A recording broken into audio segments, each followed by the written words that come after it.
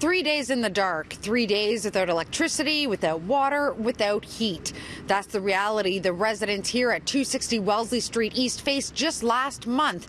And there could be more blackouts soon, albeit at other buildings and planned ones. I'm Christina Howard, and today Mayor Tory announced the city's engaging in a safety blitz of high-risk high-rises.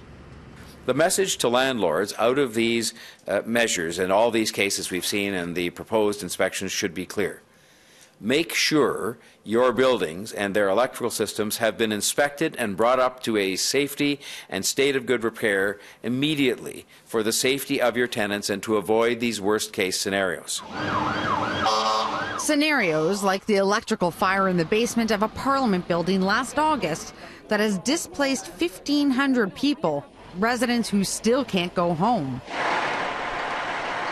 Or last month's incident at 260 Wellesley Street East, where a burst water pipe flooded the building's electrical room, rendering its residents powerless for 3 days. It's not that the buildings aren't being inspected by the city. Our team inspects every high-rise residential building, including Toronto Community Housing high-rise and every Toronto Community Housing seniors building no less than once every year. And fire officials tell City News that high-rise buildings are frequently charged under the Ontario Fire Code for violations. But most of the city's high-rises were built in the 1950s through the 1970s under older electrical guidelines. We have about 23 inspectors that go through the city all the time working with property owners, and those inspections are normally done once a year. However, those are voluntary because we don't have the political clout to be able to say you have to do inspection unless we recognize there's a problem. Inspections on older buildings' electrical systems rarely involve a thorough look that could end up shutting down the power for a few days. Concerted action by bylaw enforcement, fire prevention, and the Electrical Safety Authority could soon change that.